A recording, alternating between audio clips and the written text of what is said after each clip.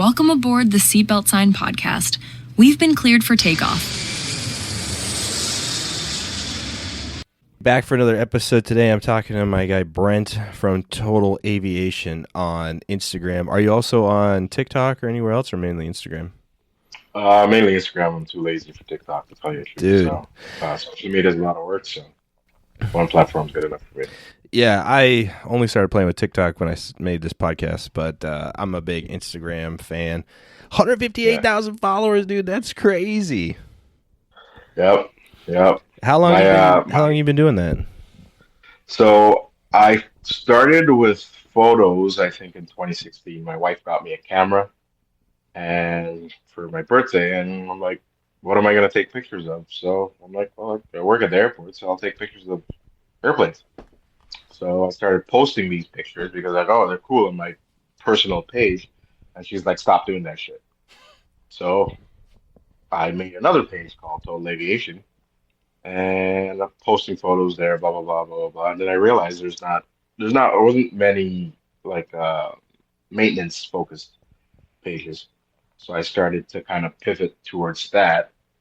And then when Reels came about, when Instagram launched Reels, just like posted a couple of videos and it blew up. Like I think I had one video that had like 20 million views or something like that. Damn. Like it just exploded. So it's like our world is pretty unique. It's pretty niche. Typically airlines don't like to show our world because there's a lot of people that's scared of flying and stuff like that. So even if you look at my videos, what I post, it's like a tippy little slither of what I actually do. I don't show everything, right? So, but yeah, that's pretty much how it started. And now I'm very proud to say there's a lot of maintenance pages, and I love it, man. I love it. Dude, I love it too because it is really cool. It's a behind the scenes look at flying, and everybody thinks like, oh, the pilot's a buzz. Man, we wouldn't be shit without you guys. And especially airline guys, we're going to talk a lot of shit in this episode. So if you get your feelings hurt, maybe skip this one. But airline guys are like more princess than the damn flight attendants. I saw today you had to go and fix that guy's seat that wouldn't move. And really what you did was like you squirted it with some WD-40 basically and got it to move. It's like, come on, man. You couldn't figure that out on your own? Pretty much I use alcohol. So what actually happens a lot of times is, sorry, airline guys, but airline guys spill a lot of stuff, right? And spill maybe coffee or Coca-Cola or something. And eventually I'll get on the seat tracks, so it'll gum it up and it makes it a little bit harder to slide. So you get some isopropyl alcohol and you give it a little squirt, wipe it down, and everything's good to go. Yeah, man. I'm kind of more of like a fix it myself kind of guy, or I'll call some mechanic buddies and try to figure it out. But I love this one video you posted like this week, and it says how some pilots expect to be treated by maintenance. This is like a little boy getting bathed by his mommy, and then like dried off, and then like fed like little bites of soup and shit. It's like, come on, guys, just man up. Honestly, like, listen, the thing about pilots, right? I know they like to, and I probably might get crucified for this, but pilots like to portray this image that they're all the same, but they're not. Not all pilots are the same. You got your cowboys, you got your chief pilot type guy that's by the book, does everything, crosses T's, dots his I, and then you got your paranoid pilots, so they're all different. Like, like there's a situation where we would MEL, like defer an item, and one guy will say no, he doesn't want to take the aircraft, and another guy will walk in 10 minutes later and take the aircraft. That's the airline world. Yeah, and it's a world that I'm not really versed in yet. Maybe one day. I'm still kind of down in the piston world, and I kind of know what you mean. Initially, when I was a private pilot, I was in a flying club, and I'm doing my walk around, and I'll notice like one screw is missing from somewhere on the airframe, right? And then I call my mechanic friend, and I'm like, "Hey, I saw this missing screw," and he's like, "Dude, you got 178 screws keeping everything together. One's missing, you're gonna be fine." And after that, I was kind of like, "Oh, I see." So, no. But like for the thing, like for the most part, we could guide most. Like I'm in line maintenance, so I take care of pretty much aircraft at the gate, right? You got a gate call, aircraft breaks at the gate or something like that. I take care of that kind of stuff. But you can, well, with experience, you could figure out what will really affect the airworthiness of the aircraft and what won't. that comes with time. So Yeah, and I'm going to be referencing your videos and your clips throughout all of this because I love them all. oh But sure, man, one sure. thing that I saw, and I hadn't actually even thought about this, but how a lot of maintenance is scheduled at night. So do you just Yeah, and most of it's night shifts for you? most of it's night shifts. Like there's stuff during the day, but most aircraft don't fly at night. So say like you work in an airline with a fleet of 200 aircraft, maybe 10 to 15 of them are flying overnight, right? So for the longest while, I think Southwest up until recently they weren't doing red eye flights. They just started, and that's Southwest. They have 800 aircraft. So at night is when we pretty much catch up on a lot of the maintenance. With cargo, on the other hand, that's different. Probably the inverse, right? Cargo, yeah, yeah. So daytime airplanes are down, nighttime they do their flying. Yeah, I recently went to Memphis for my first time, and I was like, "Holy shit! This whole Yeah, airport is FedEx." It was crazy. that's crazy. Not That's just crazy. like a bazillion airplanes, but then as I was taxiing, Yeah, I saw like no joke, like 300 de-ice trucks all parked like yeah, in one area, yeah. and I was like, "Damn, I never thought about that," but that's so true too, and it's all FedEx. It's crazy. Like the crazy thing about FedEx too, like you would hear, like I don't know how truthful this is, but I believe it. Like FedEx would have aircraft literally flying around in standby just in case an aircraft goes AOG. So, you know, they got to keep that schedule. Like, because cargo is time, right? There's no ifs, ands, or buts, but you got to get that aircraft out. So, I believe it. I mean, a quick tangent on FedEx. You ever heard that guy's backstory, like how he built the oh yeah, that's pretty crazy. Gambling. gambling? Dude, yeah, so crazy. He had like 10 grand left, and he was like, "I'm going to Yeah, Vegas," and he made like 100 grand. He was able to keep the company afloat for like 3 months, and then it became what it is today. yeah, Pretty yeah. If I wild try that, story. I'll lose. If I try that, I'll lose my house. Oh man, So, I know. My girlfriend, I don't she loves Vegas, and we go to Vegas, and she wins a ton, and I don't. So I'm always like, "Here, babe, yeah, here's $20." yeah, um, yeah. Cool. So really quick, let's rewind. So when, like, what age did you get into aviation? How did you get into being a mechanic? All the So I guess let's do the comic book word. What do they say? Origin story? yeah, your origin Yeah, my story. origin story. Yeah. Yeah, that thing. Yeah. So basically, I can't remember that. I'm pretty sure like high school and stuff like that. I wanted to be a pilot, but financially it wouldn't have worked out for me. So I actually got into automotive. I was an automotive mechanic for got in through high school, and then stayed there till around 21. And at that point, I kind of got tired of fixing cars. I'm a car guy. I love cars. Like if you put a car in an airplane, I'm taking the car, Nice. right? But yeah, so I got tired of fixing cars, and I've always liked airplanes.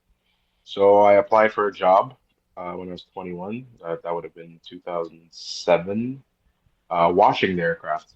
Right? I never thought about the maintenance aspect of aircraft. Okay, And then I interesting. got in there, and then I saw the guys fixing the aircraft. I'm like, hey, this is pretty cool. How do I do this? And I did what I needed to do, and that's when it started.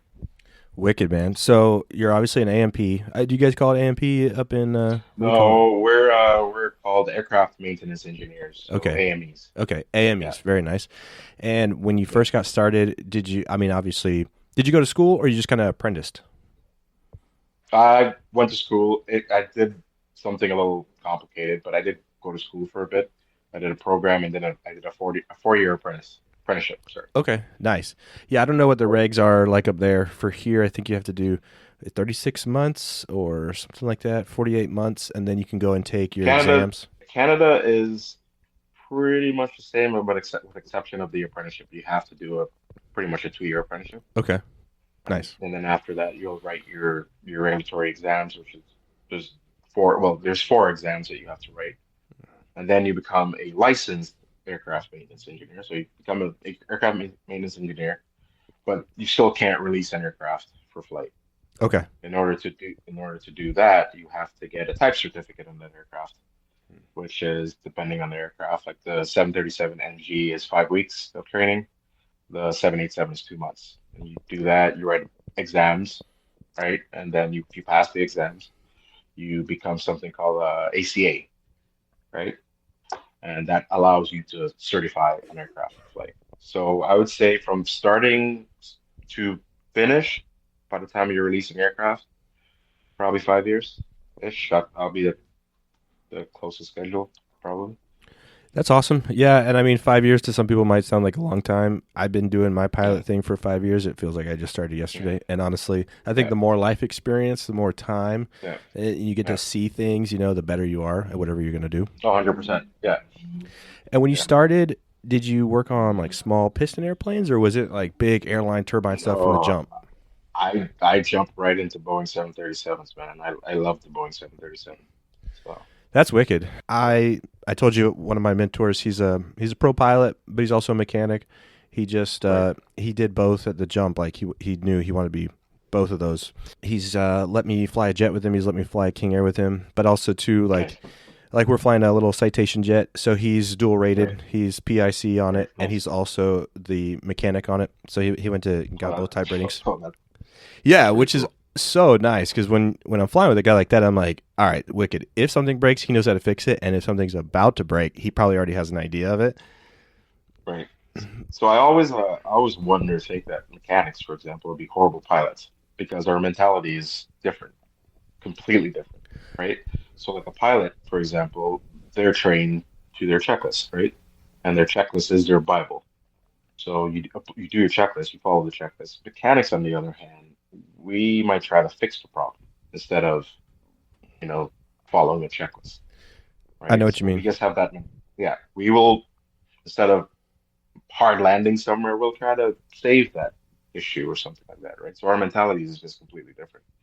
But the fact that there's mechanic pilots out there, like your buddy, and that's pretty cool, man. Yeah, he's a quirky dude, and it is funny because like if we're ever flying over like big open water, he Hmm. doesn't like swimming as it is, and Yeah, he'll just like yeah, rock in the jet because he's like, I know everything that could go wrong. Oh my gosh, what if this? And I'm like, bro, chill.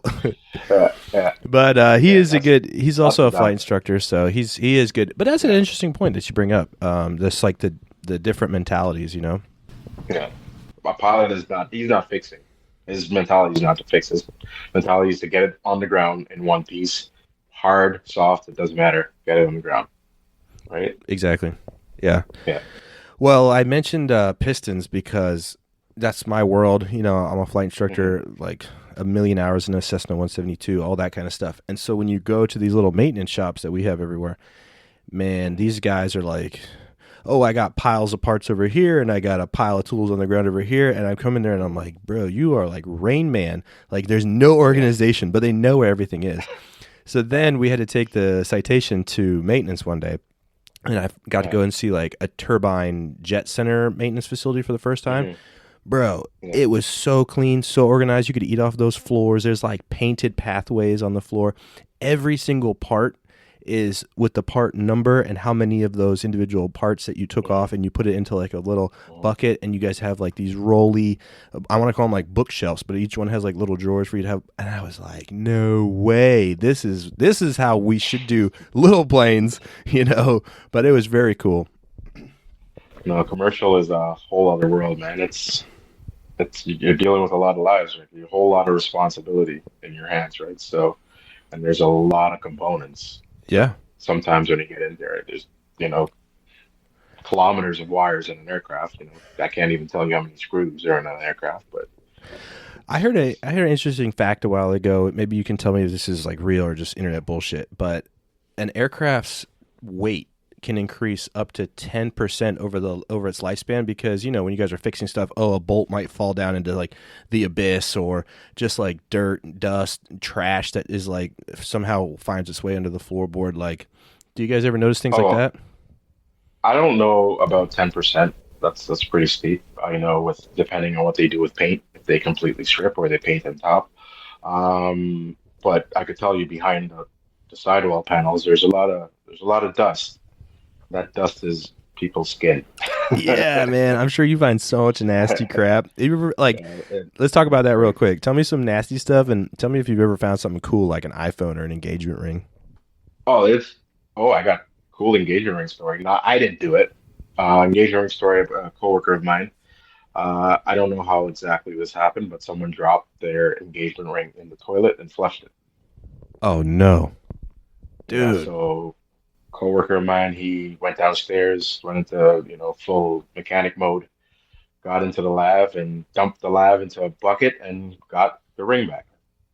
right? So the thing about it, like it's it's not a glamorous job, right? I guess that's why it's not really put out there. There's a lot of like I'm gonna post a video in a few days and you're gonna see something that I was doing. It was like literally a last ditch effort to unclog a lav. There was a diaper in it. I tried all kinds of crazy techniques. We do some crazy stuff to try to unplug lavs before sticking our hand in there or tools or anything, and I couldn't get it to work. So I made it something like I made a tool and I stuck it in there and I unclogged the lav. It was pretty messy, but you'll see it in a few days. I'm looking forward to it. It's so funny that you say that. Again, let's highlight to everybody out there listening. Don't put weird shit in the toilet on the airplane. Okay? Just the small amount of tissue that you need to. Okay? My buddy, the mentor, he told me, he had to go in there one time and there was like a paper mache ball because somebody put an entire Sunday newspaper in there and then it hardened and he had to chisel it. He couldn't get it out.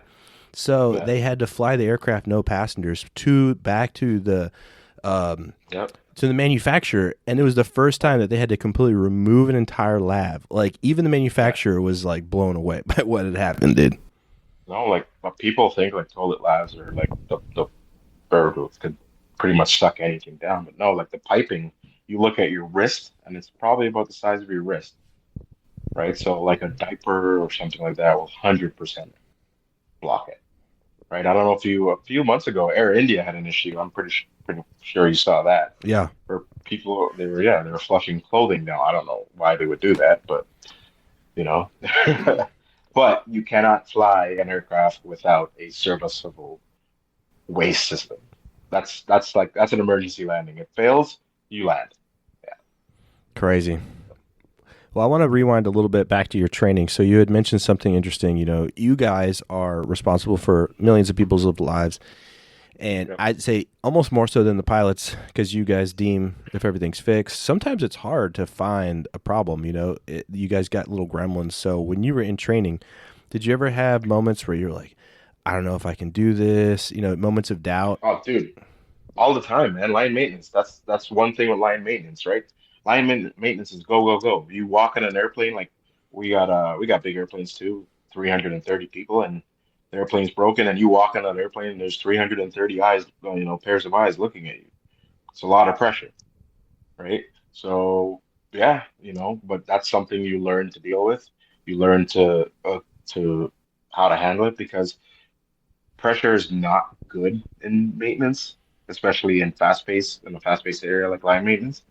You gotta like ignore it. So one thing I do, I don't really have to do as much now because I've been doing it for so long. I don't look people in the eyes. I will stare at the floor if I'm walking down the aisles or something like that. I don't make eye contact with people, right? And that helped initially, but after a while, you get accustomed to it. Wow, that's interesting. Man, I'm gonna contact all the airlines and tell them you guys should start wearing Superman capes because, dude, for real, like there's been times where I thought, oh man, we're totally gonna miss this flight. American Airlines, shout out, you guys suck. Okay, every time I'm on American Airlines, I know that I'm not gonna leave on time, and that flight might just get completely canceled. I think I might be the bad luck charm, but so many times I've had maintenance come on.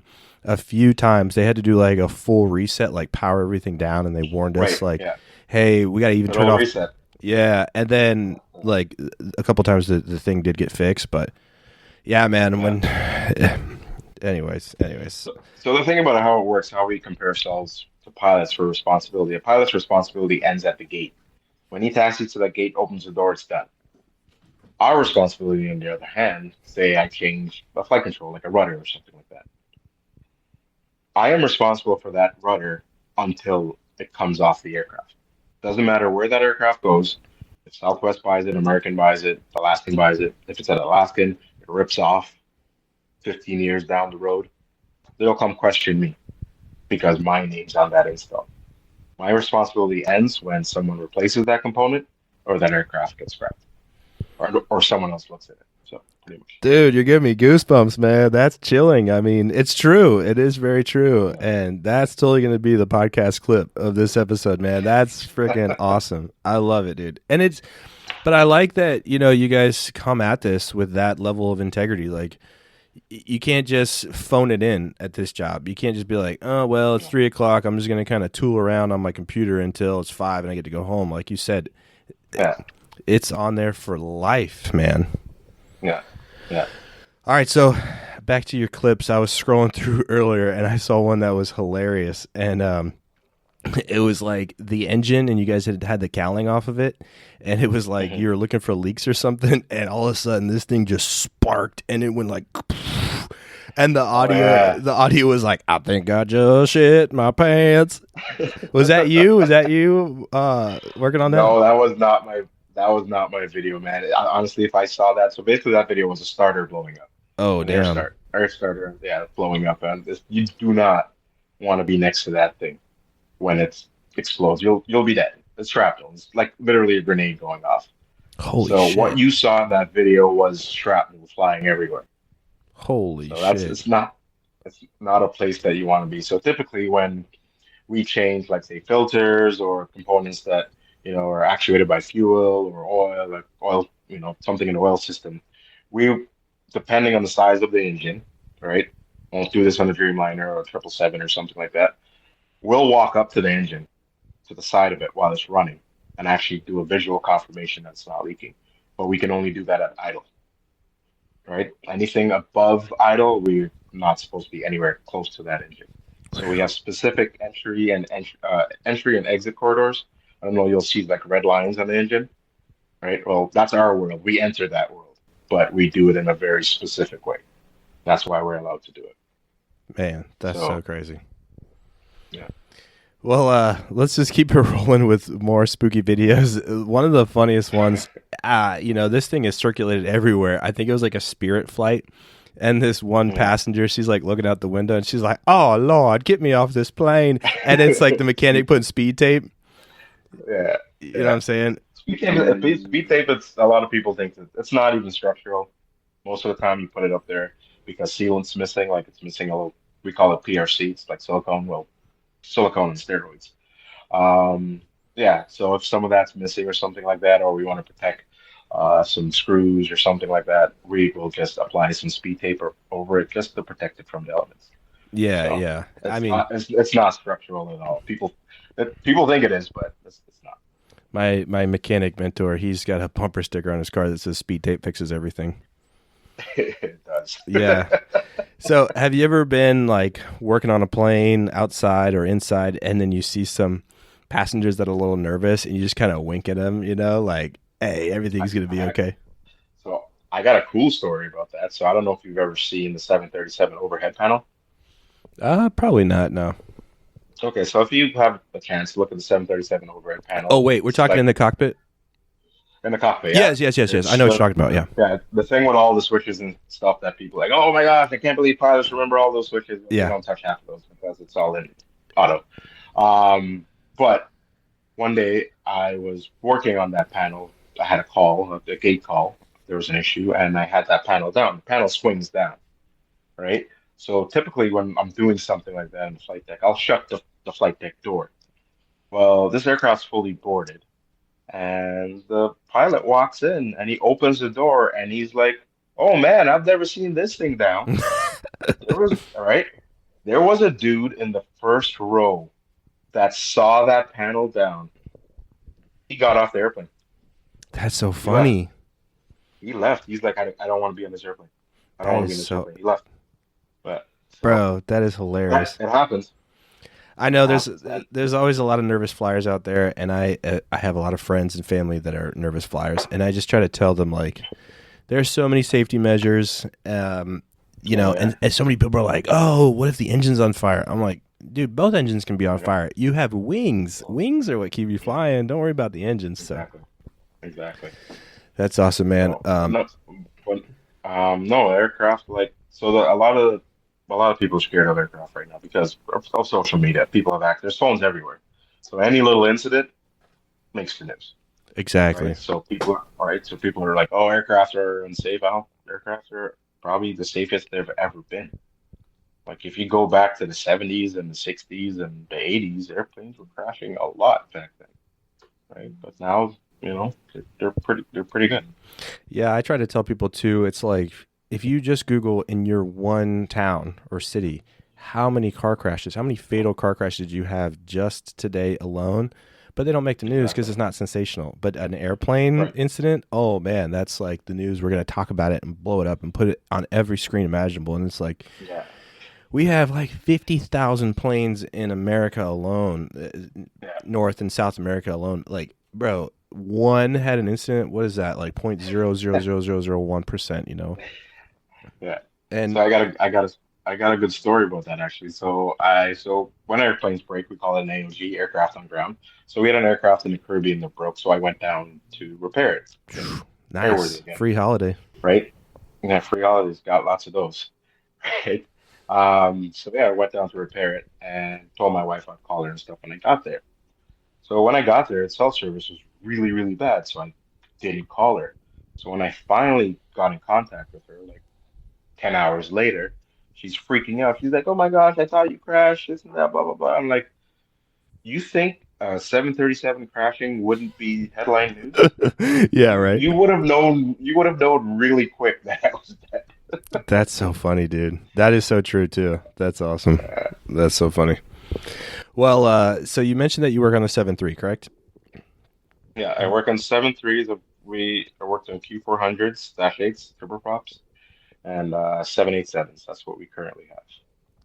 Yeah, so that Dash 8, man, that is a wicked plane. I got to ride on one, as I was mentioning a Ew. minute ago.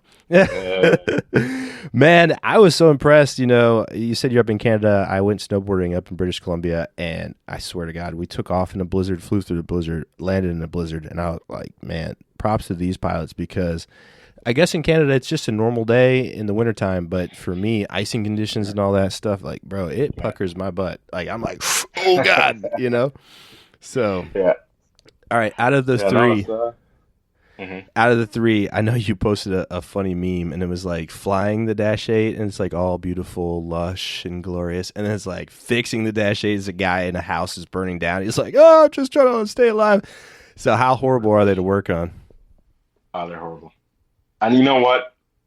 There's guys that love them, but my problem is that I went backwards in my career. I So I gotcha. didn't start working on the Dash 8 until 15 years after working on Boeing products, like 7.6s and 7.3s and stuff like that. So when I got to this, I was like, what the hell is this shit? Right?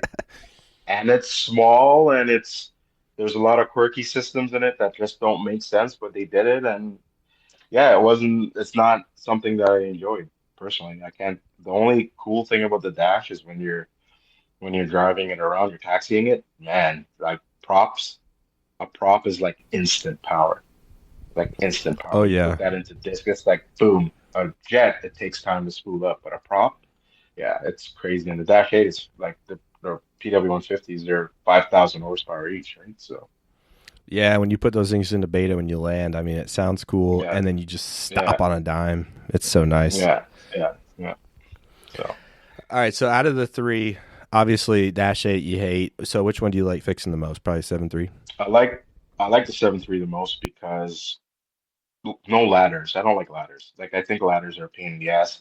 7.8, just to put oil in it, you need like I don't know, like a 15-foot ladder, or you guys stand on top of your truck or something like that. Just because of so access alone, having a narrow body that's lower to the ground makes everything a lot easier, I see. right? I see. So I prefer the 7.3.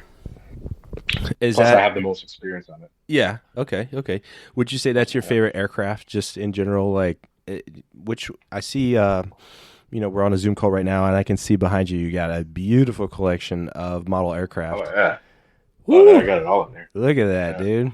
So, what's your favorite Had the aircraft fan of in all there. time, or what's your top three? Ah, you know what? People are gonna say I'm boring. I've always had a. I was gonna say number one would be the L 1011. That thing was ahead of its time. I don't think there's. It was doing cat autolands in the freaking 70s, right? It's it didn't even have an elevator. The entire stabilizer moved like a fighter. It was just insane. The technology went into that aircraft. So that'll be my number one. Never had the chance to work on it. I'm 40, but I'm not old enough to work on that. There you go. Uh, I would say the 7.3s. my number two because they're tanks. They're solid, right? They don't break. When they do break, they break. But for the most part, they're solid aircraft. And my number three, well, looks wise, I don't know. What would be my number three? I do like some business jets out there. I don't know. What would be my number three? I don't know what a number three would be, So honestly. I want to go ahead and ask, do you have any Airbus aircraft in your collection? No, no. In my collection or work time In your on collection, in your working on it? collection. Oh yeah. I got a You do? couple 380s and stuff like that. Yeah. Okay. Actually, I got quite a few Airbuses. Yeah. I don't hate Airbus. Oh, okay, I okay, don't have okay. any. I have very little experience on it. I don't hate it. I think Airbuses are they're I can't say they're different. They're technological marvels. The 787, that is probably the most advanced aircraft in the world. But Airbus and Boeing have two different philosophies. Yes. Boeing trusts the pilots, and Airbus don't trust the pilots. Yes, agreed. Agreed, yeah. Right? So that philosophy alone, like I, I'm gonna pilots don't kill me right now. My father-in-law, he's old enough that he's flown like something like a 720. You know what a 720 is? No clue. A 707. I'm sure it was a shortened version of a 707. Okay. Let me Google this Right. really quick. Okay, I see, I Yeah. see. Okay. So he flown that stuff, and he flew at a time they had four guys in the flight deck. They had a Nice. navigator, an engineer, and they had an FO and a cap. So I think that generation of flying is the coolest, and I think that was in that period of time you had real like true pilots. Like these guys were like stick and rudder guys. They did some amazing stuff. Now it's just children of the magenta line. So That's right. LNAV, VNAV, Command A. Yeah, my dad, he flew a DC-10. Um, Sick. yeah, he flew that out of South America to. Let me just. Yeah. Yes. It was a DC-10 with that weird third engine in the tail, which is so crazy. So high. And he was a flight engineer, and he's told me Yeah. stories about doing celestial navigation. And then they had, this is prior to GPS, so what you would do is every time you come into the gate, each gate had like Yeah. GPS like coordinates painted on the ground. Mhm. And so the flight engineer had to show up like 45 minutes ahead of time, let all these gyros start spooling up, and then you would input like your exact position on the earth. And then the first officer and the captain would show up like an hour later, and all these gyros Right. had spooled up, and then you could kind of know where you were in the world. And he tells me these stories, and I'm just like, he says that the flight engineer position, he loved it the most because he said I had the best seat in the house because it could rotate. 100%. And I was like, man, that's so cool, and then just they really were badass pilots. Like you said, It was badass. Yeah. I'm a child of the magenta line for sure. GPS nowadays, everything is so easy, autopilot, even in these small piston airplanes. But like these guys really had to do like timed turns and do mental math a lot, and I'm just like blown away by his stories. So Yeah. And it's crazy. Like I can give you a story. Like we had a situation where we had a satellite that was causing some issues for us for our GPSs. So we were dispatching the aircraft with no GPS. interesting. So for the short term, like they will eventually lock onto another satellite and everything will be okay. But yeah, you go tell the pilot, I'm like, hey man, you're gonna have to do it old school, VOR. And you got one guy who's like, man, I haven't done that since flight school. And then you got the next guy who's like, yeah, I don't care. Right. Right? It's just different personalities, right? Yeah. But no, it's cool, man. Old airplanes, like it's not only that, like the noise. Like I remember when I first started in aviation, we had FedEx 727s that would leave at 2 a.m. in the morning, right? And with the hangar doors, you would hear them for 15 minutes later. They're gone and you're still hearing them. That's sick. Right? Now a Max or something takes off or like a 220, they literally whisper by. So True. Well, something I wanted to ask earlier, and then we got, on a better tangent. So night, right? You do most of your work at night. What is that like? yeah. Is it hard? Was it an easy adjustment? Is it hard on family life? Tell me all about being a night owl.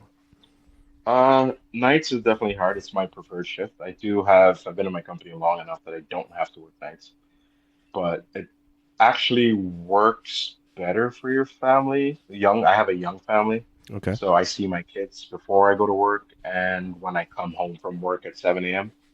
I'll hang out with them for a bit, then I'll go to bed, and then I'll wake up and hang out with them some more, then head back out to work. But it is definitely tough on the body. Like I am coming up in 20 years at this company. I've done nights pretty much the entire time with a sprinkle of day shifts, and it is definitely hard. Like aviation is not for the normal person. Like if you live for weekends and holidays and stuff like that, you shouldn't be in aviation Right. because you're gonna miss a lot of that stuff. Yeah. Especially pilots. Like at least I get to go home. You guys are gone for a week, right? Yeah. So it is difficult at times, but look, I was very fortunate that my wife is the daughter of a pilot. She understands the industry. Oh, that's good. She Yeah. understands. Yeah. So that aspect of it works. That works. But it is tough. Like nights, they do say that nights will shorten your life by 10 years or whatever. I could see it, man. Yeah. It's One of hard. my buddies was flying Gulfstreams, and him and I both had always thought about doing cargo at some point because we're both kind of night owls. And Right. he had this one gig. It just happened to be for like 2 months. He was flying this famous band, Genesis was the band. Okay. And Right. so they finish a gig at 1, 2 in the morning. They hop on the jet. He flies all night to wherever the next gig is, and then he said the worst thing was you roll into an FBO at 7 a.m. Everybody's all perky and happy, and the sun's coming up. They're like, "Hello, Captain, how are you?" And he's like, "Shut up! Where's the I just fucking wanted to coffee?" sleep. And he's so pissed. And he said after doing that for 2 months, he would look in the mirror and he just felt like his face, it was just like drooping, and he was like, "I look old." Yeah. So I know it can be tough. The crazy thing though, the family dynamic does change it a lot. It makes it a lot harder because if you're living for yourself, you got nothing to worry about. You can sleep till 1 p.m. every day or something like that. But when you got kids, it's you gotta be there for them, right? Right. So And you got to put on that happy face when you walk in the door and you're dead tired. yeah. You Oh can't be yeah. grumpy, right? Yeah, no. That's one thing I don't do. I don't bring home work home with me. So Well, that's good. that's very important. That's a very important thing. So I just disconnect. So Kudos to you, man, for that. That's huge. You got this video. It was circling around all of the internet. It's a gentleman. He's in a gas station and he's buying a 18 pack of Bud Light, and then yeah. some asshole behind him is like, "Damn, people drink at 7 a.m." And he turns around, he's like, "Shut up, motherfucker! I work third shift." I You know saw what? that. Yeah. I'm glad that you snagged it and you did like an aviation twist on it, because that video is pretty funny. No, listen, man. For years, I had neighbors that thought I was unemployed. You an unemployed alcoholic or some shit because you're coming home at Seriously, 7 like a.m. I'd be like out front having a beer or something like that, working in my car at 9 a.m.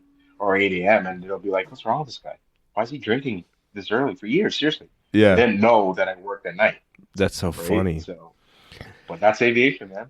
That is aviation. Not only aviation, but it's just like airport world. The same thing happened to me. I have a cousin who married a woman from Argentina, and his wedding obviously was down there. And so I figured, all right, I'm going to go down for the wedding and kick it for a month. So I got on a red eye, and I just couldn't sleep for some reason. So I was up the whole time. And then I land, and yeah, it is 8 a.m. in Argentina, but in my body, I've been up for like 30 hours. So I was like, fuck it. I went and got a beer. I'm standing outside the airport drinking a beer. My cousin rolls up. He's like, "What's wrong with you, dude?" I said, "No judgment, dude. It's vacation." And I've been up for 30 hours. Exactly.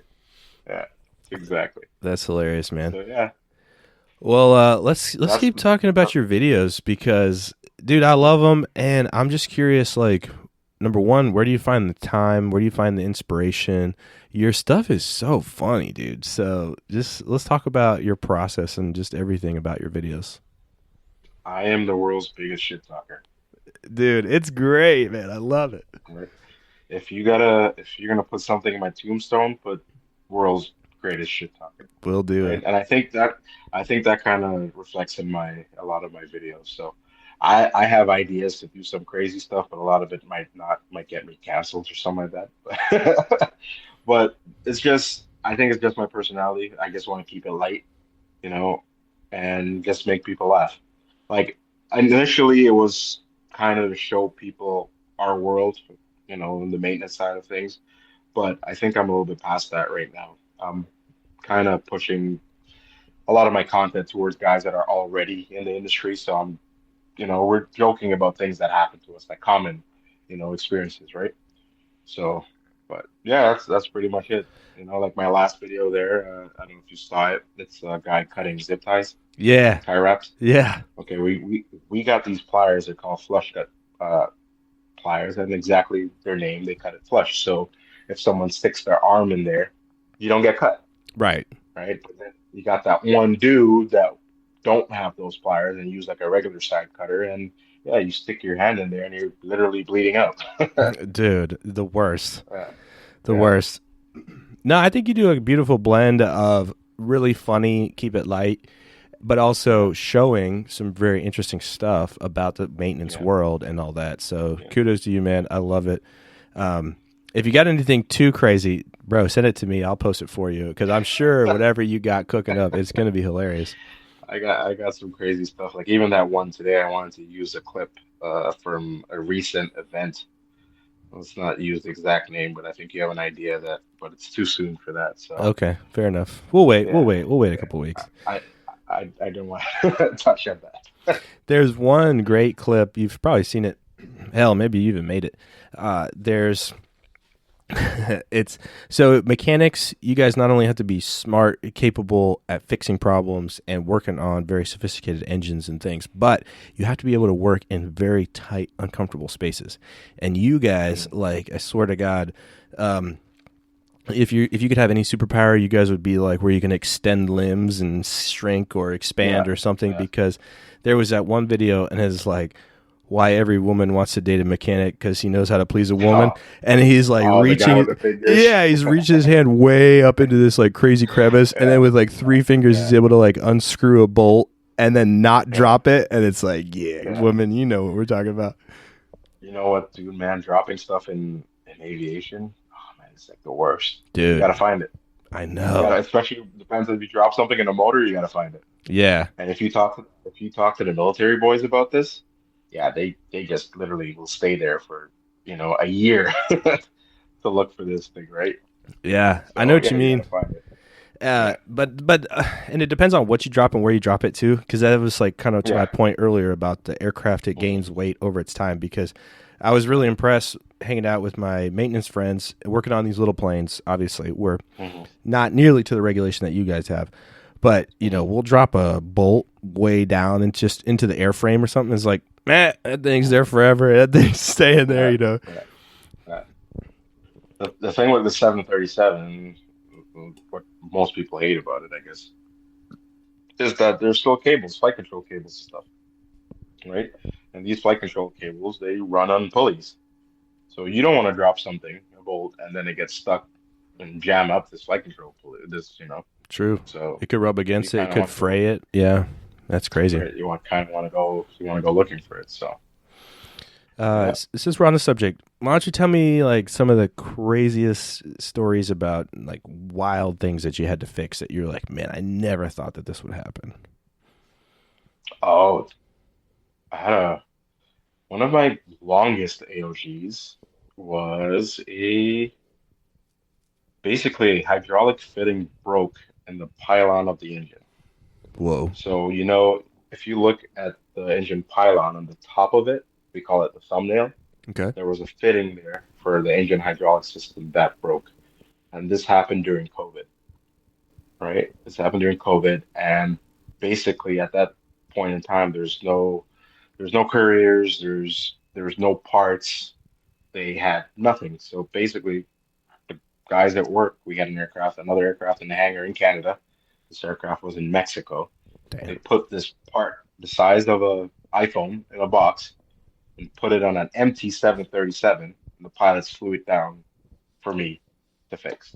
Damn. So it was pretty funny. You see this little Amazon box or the size of like an iPhone come off this airplane. The pilots hand it to me and start the engines up on a plane that holds 189 people and turn around and left. That's so One funny. box. Damn. Yeah. You don't think like they could have just gone to anybody in the airport and be like, is anybody going that way? Like, here, just take our box. Yeah, no, they couldn't do it. So yeah, that was one of my coolest experience. I did experience a pretty high speed rejected takeoff. I think it was like 100 and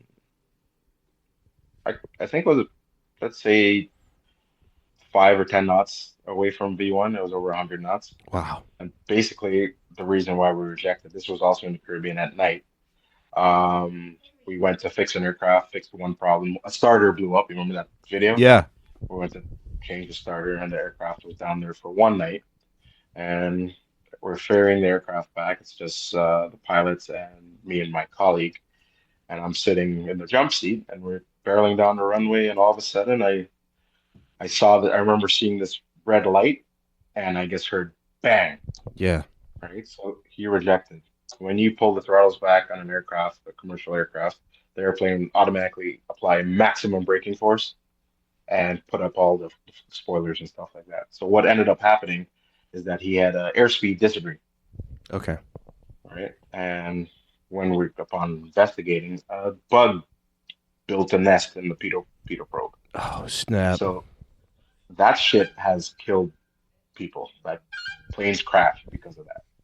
So that was one of my scariest experiences.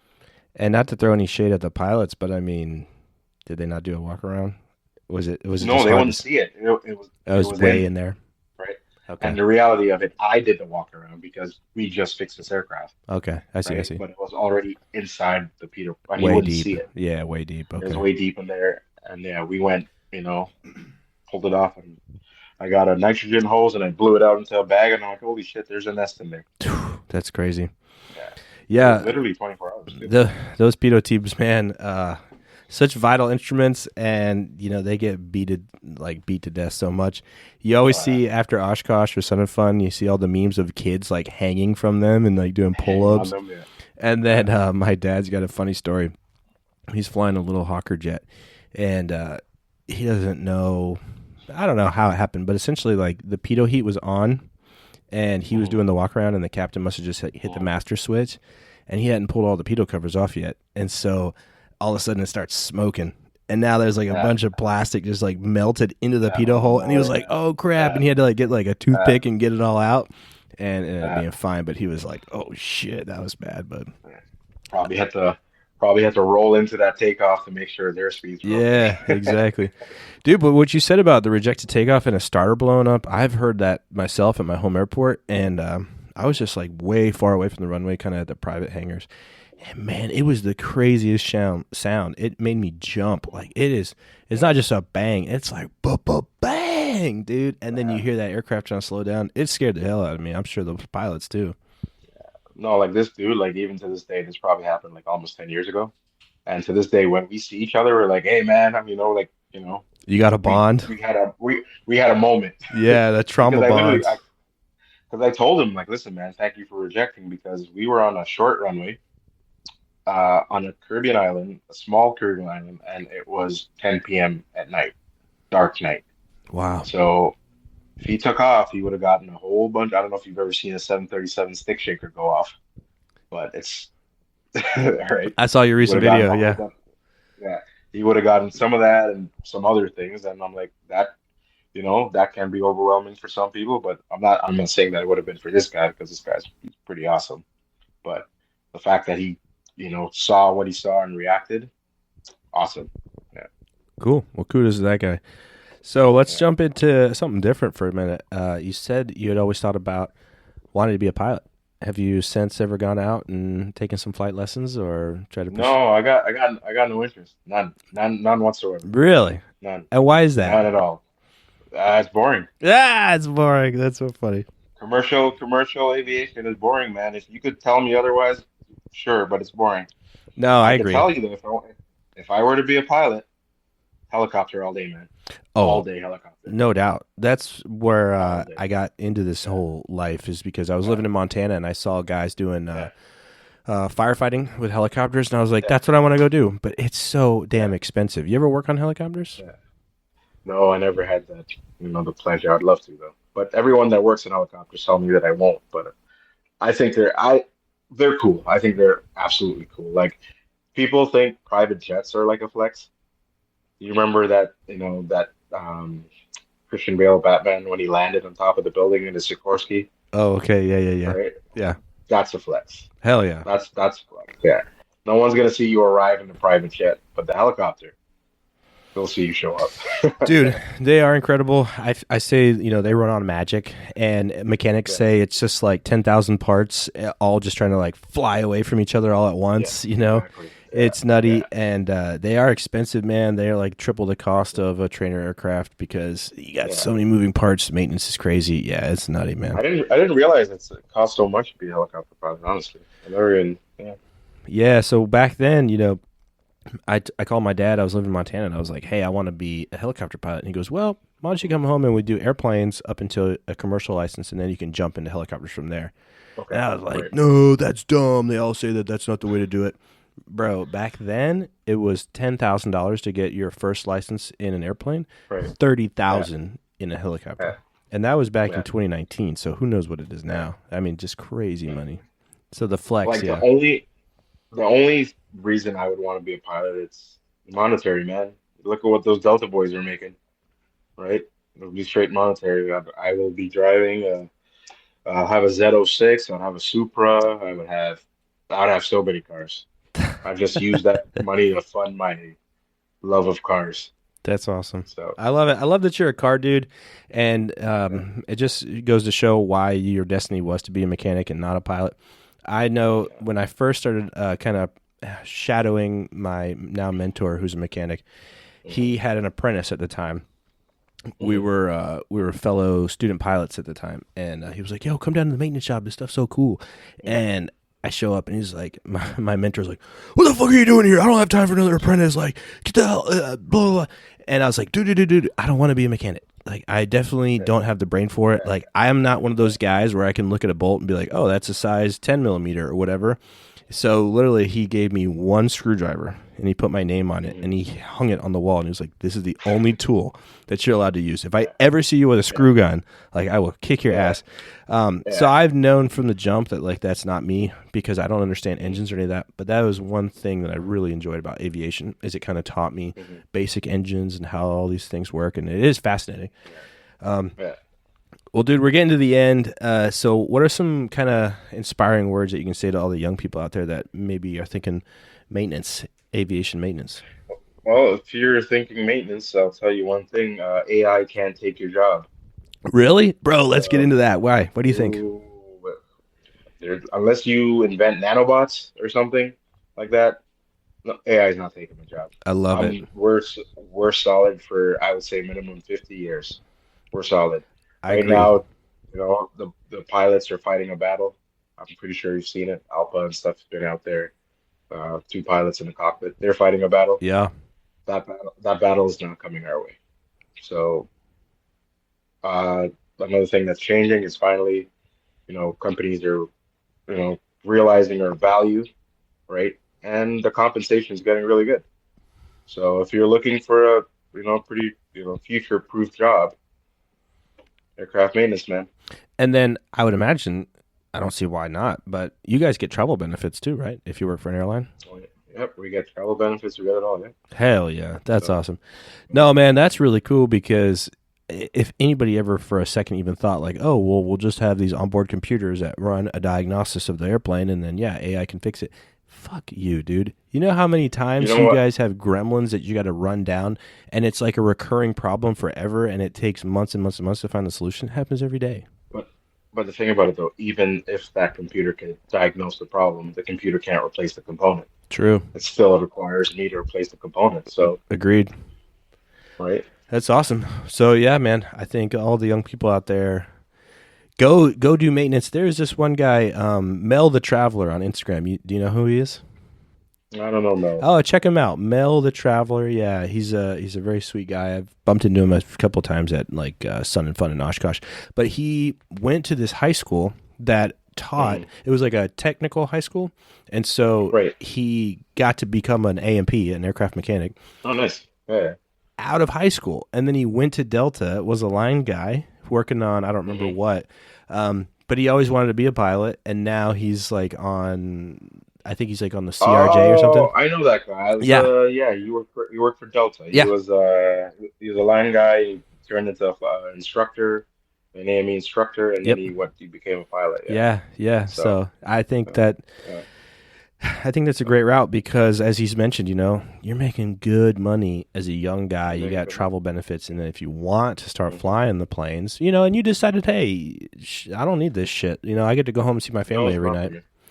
That's 100%. That's kind of one of my things why I don't think I want to go airlines. I can't say never because you never know what I'll be doing in 20 years. But yeah, I don't love the time away from home. I really like my family, like my roots here in my town. And not to mention, dude, the hats. You look like a stupid bus driver. You could never pay me enough money to wear that stupid hat. Yeah, just no way. Yeah.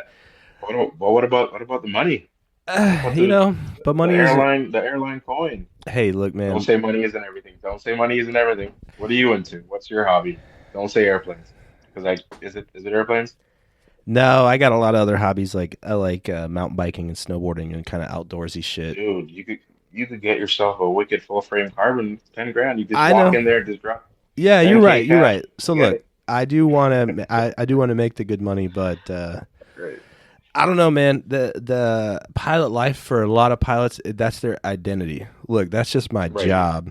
I am passionate about it, but bro, the minute I step out of the airplane, like I'm gonna go do all my other fun interests. So, but yo, Brent, it's been real, man. I love it. I want to follow up with you at some point down the line because I just love your videos, man. I'm gonna spam them to all my mechanic friends, and who knows, next time we might have to have like a panel of mechanics so you guys can really get into it. 100%. There's a lot of guys. There's Stig Aviation. He is the technical guy. If you want to learn something, he'll teach you something. I got a colleague, only fan Cal. He's pretty awesome. Right? He does a similar style to me. And then there's Airplane Facts with Max. He's the man. That guy with the Lord of the Rings. He's oh my god, next level. The fact that he does what he does, and but all these guys are cool. I talk to them personally all the time, and if you want, reach out to these guys, and we could get something going together, or get them personally. They're awesome. They're all awesome. Dude, we'll have to do something like that. I think that would be really interesting. And one other account I got to give a shout out to. Her name's High Maintenance Chelsea. You ever seen her? Oh, that girl. She does a lot of the smaller airplanes. Yeah, she does a lot of small GA stuff. That's why I like her. Also, I think she's a babe. Shout out if you'll ever listen to High Maintenance Chelsea. You're a cutie patootie. And she actually taught me something. So when my buddy was apprenticing to be a mechanic, I saw him. We were doing an oil change on an aircraft, and I had just seen one of her videos that day. And she goes, "Hey, you don't need to lubricate the seal. It even says it on the oil filter. Just tighten it. If you actually lubricate it, you're probably not going to have a good enough seal."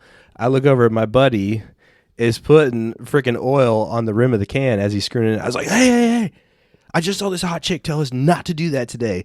It even says it on the can. He's like, what are you talking about? And then he reads the can. He's like, oh, snap, you're right. So, it is really cool that y'all teach us stuff.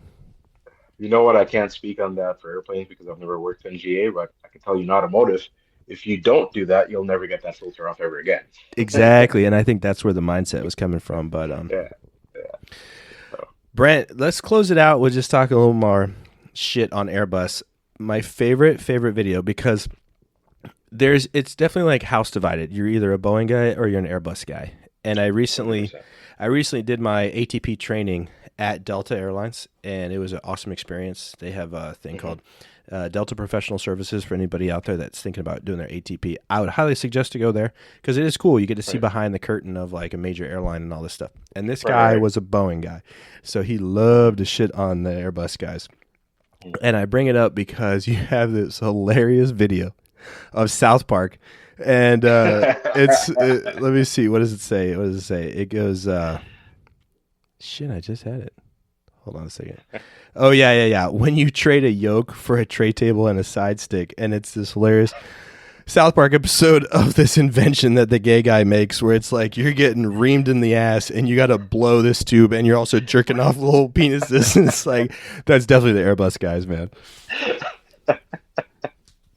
Hey, man, you have a comfortable meal, right? So I know. Get your table. And, But Airbus is like, if you compare like a 320 to the 737, the flight deck alone, just by walking in, you can tell the difference. 737 is tight. Airbus, you got a lot more room for activities. So Agreed. And, you touched on this a little bit a moment ago. Airbus, they kind of don't put their faith in the pilots. And there's this big push to move down to single pilot. that's Airbus. Exactly. Yeah. You as a mechanic and a human being who flies on airplanes and you have a family. What are your thoughts on that? Uh, Do you think it's like reasonable, it's attainable, or you think we should never go single pilot? that's gonna happen. Really? You put your money on it? That's gonna happen. 100%. I'll I give it 15 years. 15, 20 years. There'll be one guy in there. Cargo will be the first. True. Uh, right, and it's gonna happen because automation, like if you look at these aircraft, like the 77, the A350s, and stuff like that, the things that these aircraft are capable of right now, it's insane, right? I agree. It's gonna happen. I agree. Yeah. And It's I don't just know. how they do it. If they do it right now, no, I wouldn't. But give it the time as technology, they'll design aircraft to work with one pilot. Right? Yeah, That's we'll how it is. see. We'll see how it plays out. I'd be pretty nervous up there by myself. I don't want it to happen, knock on wood. But we'll So see. you look at it this way, right? You go ask a guy 20 years ago, would you let a car drive you on some hands-off steering wheel? Very Now true. you got people now you got people sleeping in Teslas, and it's more difficult for a Tesla to self-drive than an aircraft to fly on its own. That's very true. Yeah, yeah, because we've had Autoland for decades and stuff like that. So Autoland's been around since the 70s, so or right. even actually earlier than the 70s. No, you're very right. You're very right. But Um, yeah, we'll see. We'll see how it goes. Last thing I wanted to mention, I should have brought this up a long time ago. You know anything about Boom Supersonic? You ever heard of these guys? oh yeah, these guys, that's the guys that want to fly supersonic without creating a sonic boom or Yeah, something like that. yeah, yeah. Yeah. So I only ask because they're based right here in North Carolina, about an hour hmm from where I live, and they hmm say I just recently listened to this guy, the CEO, talking. They say that they've created a wave where it's no longer a boom, but like a very faint thump. But one thing that's Right. most interesting is nobody wanted to help them with their engines, so they said, "Screw it, we're going to build our own engines on our own." Mm. What do you think Yeah. about that? I mean, you think they're destined for failure, or you think they're going to be like the No, most? I think well, listen, man, technology is everything, right? The Concorde and the Concorde died because I listen, the Concorde died in my opinion because of maintenance costs and a lie flat seat Right. because first class got comfortable. So people sitting, in an aircraft for 10, 12 hours, they don't mind it as much anymore because they're literally getting like top tier service. Yeah. That's right. So no one really cared to get there in 2 to 3 hours anymore. That's why the Concorde died. Yeah. Right? So, but these guys, I think, yeah, something might come out of it. I hope it'll be cool, right? Yeah, it would be sick. Well, if they ever Yeah, ask who's a good mechanic, I'll tell them call Brent. really good. He's You gonna got me? fix your shit. Yeah, yeah, yeah. Oh man, that sounds scary. Supersonic, eh? I guess I can't use speed tape, or will they? You think they'll have supersonic speed tape? Oh hell yeah, bro! You think the speed tape market's gonna miss out on that shit? No way, dude. They're gonna have speed tape with flames on it because if it has flames, you get like 5 more horsepower, right? You get like 5 more pounds of fucking of boost to thrust. Exactly, dude. Yeah, yeah. But no, Well, it'll be cool. It'll happen. well, Brent, thanks so much for chatting with me, man. I definitely want to follow up with you sometime in the future. Total Aviation on Instagram. Everybody check him out. Like his videos.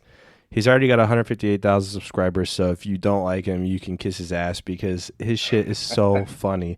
And if there's any butthurt pilots out there, y'all need to grow a pair because, dude, this guy's got it going on. So, Brent, thanks again, man. No worries, brother. Thanks for having me. Anytime. Clear to land, doing 280 at 7 off.